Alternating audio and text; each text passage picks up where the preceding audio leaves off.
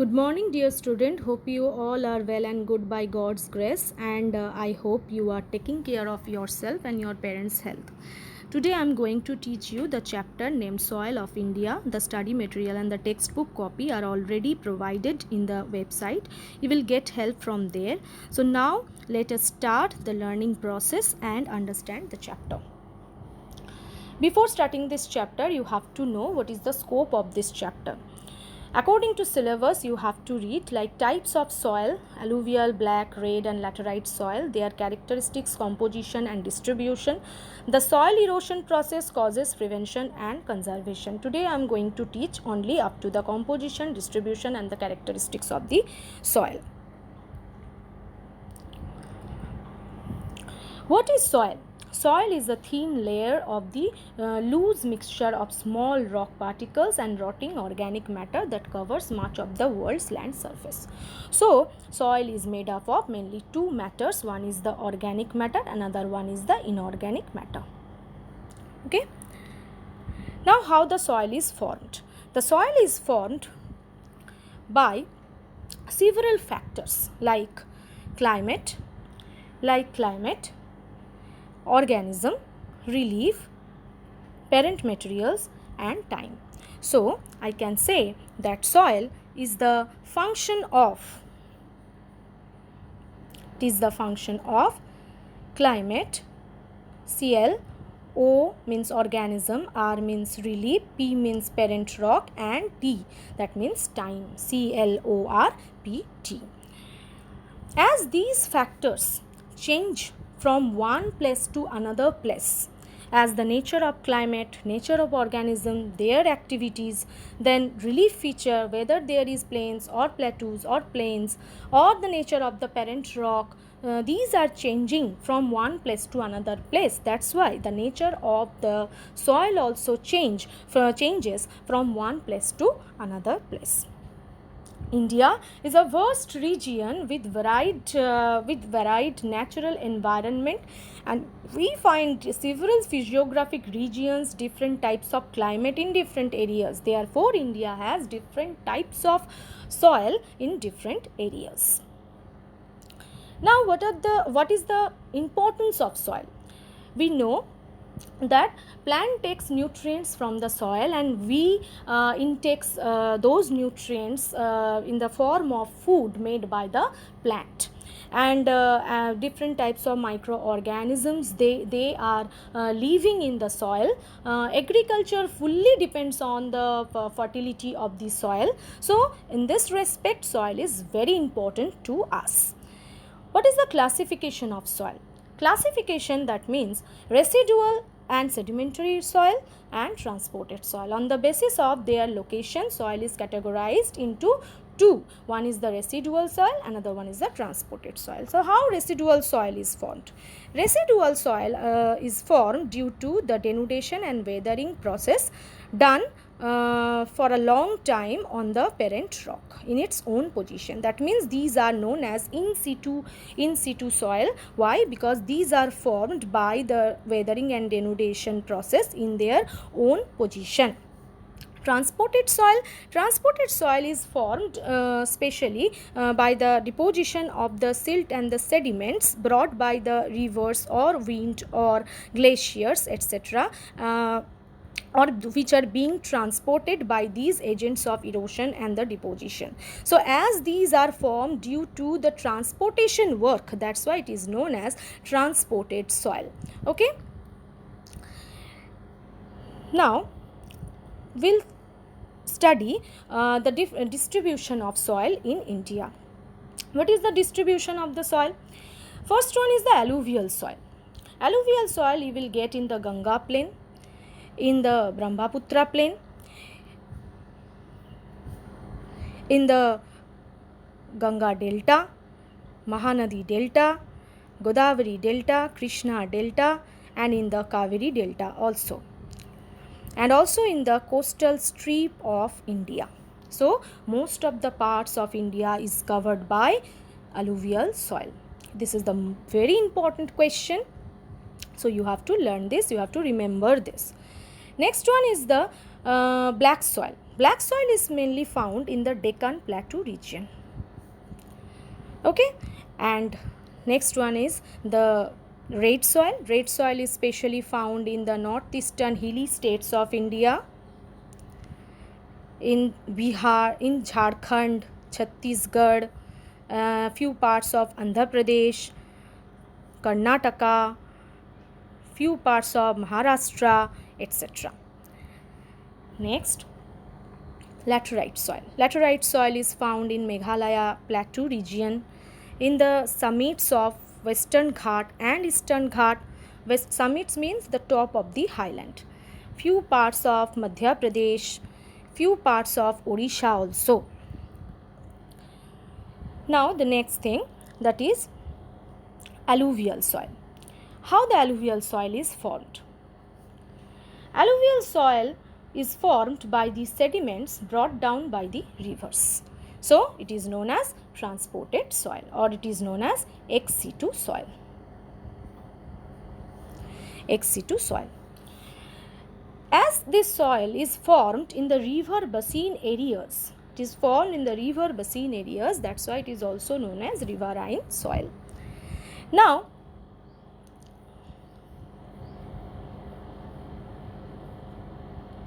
see this image. Alluvial soil is found in the Ganga plain region, in the Brahmaputra plain region,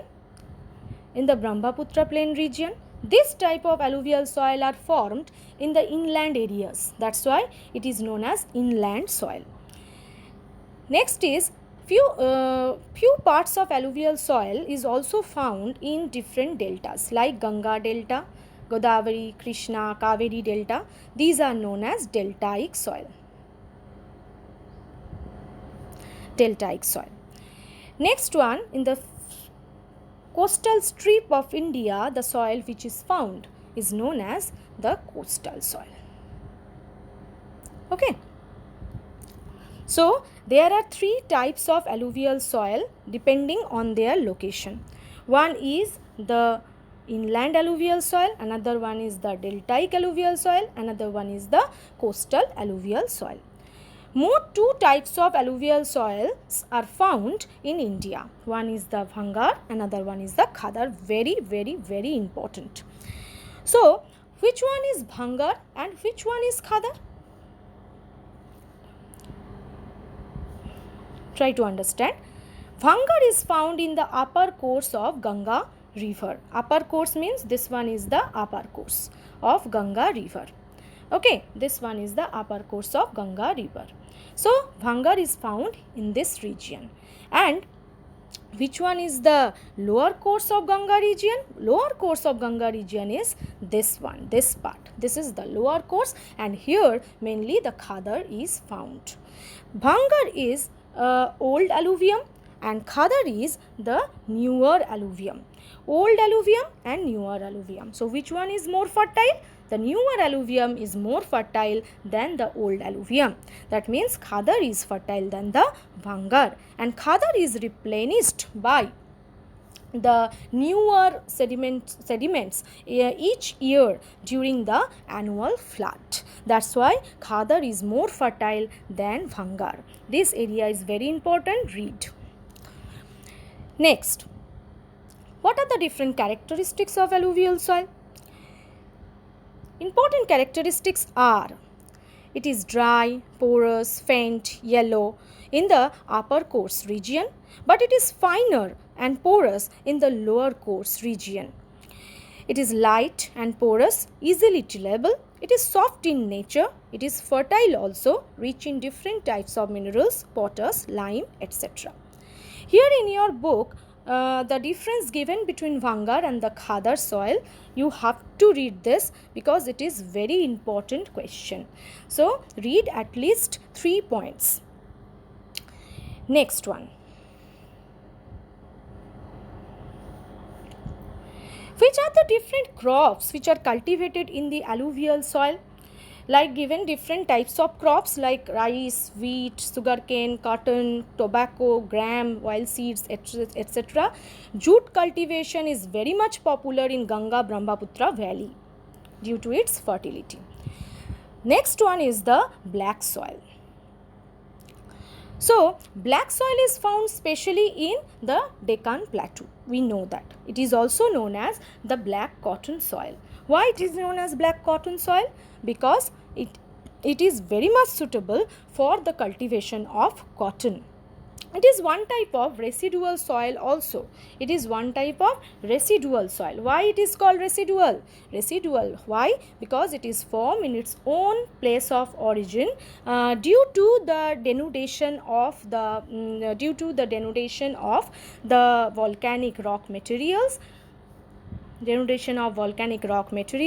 That's why it is also known as lava soil, as it is formed from the volcanic rock materials. That's why it is also known as the lava soil. Okay, it is one type of in situ soil or residual soil. Now what are the different characteristics of black soil? Black soil, it is fine textured, very much clay in nature. As it is clay in nature, that's why it becomes too sticky and different cracks are formed during the dry season, which helps in aeration process or the air circulation process. So it has the self-ploughing capacity. Next, it is the black in color. It is formed from weathered lava rocks. It has high quantities of lime, iron, magnesium. It is generally poor in phosphorus, nitrogen and organic matter.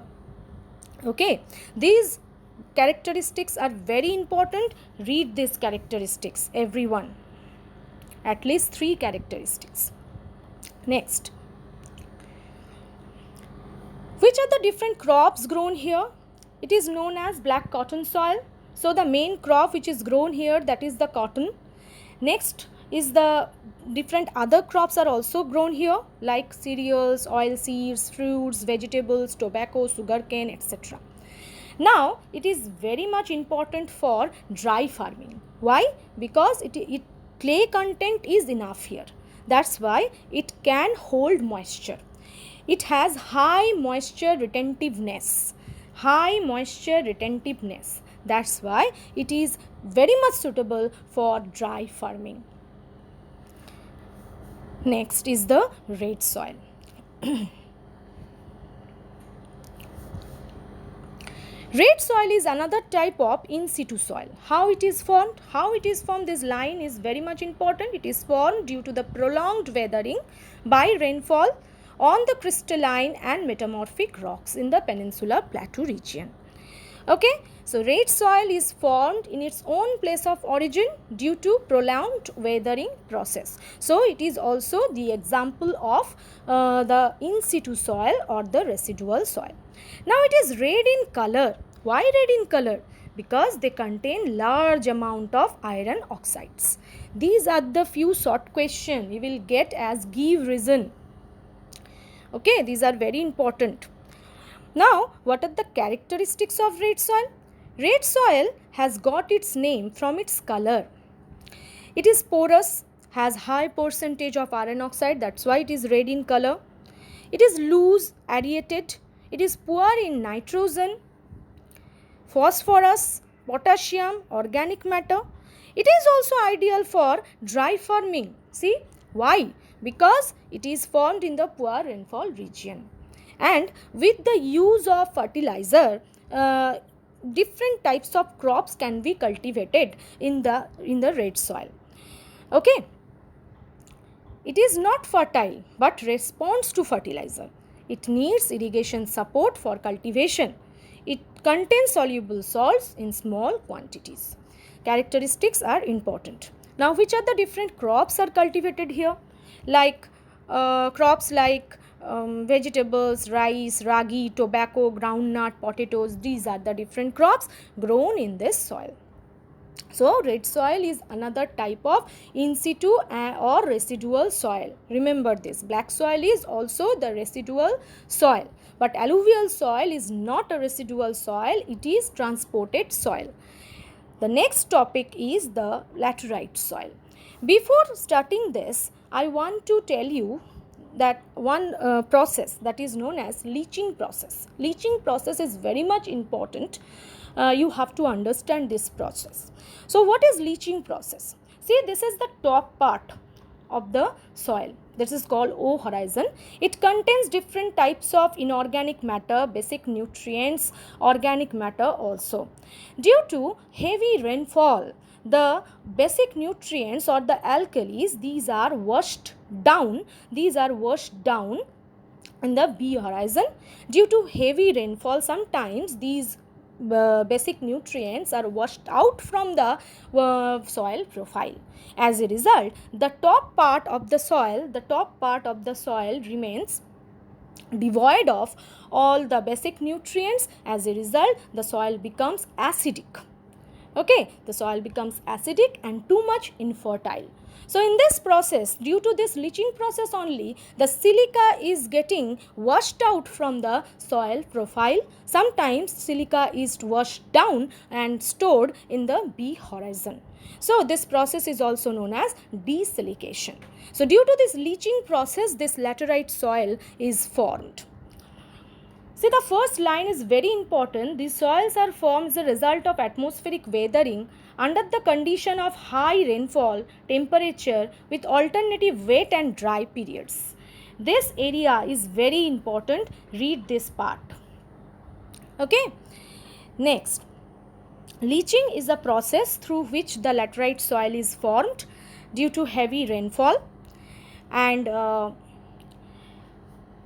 this process is also known as desilication process. There are two types of laterite soil. One is the upland laterite, another one is the lowland laterite.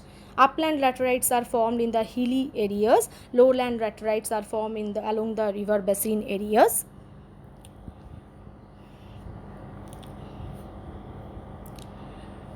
Distribution I already told you. Now, characteristics of laterite soil.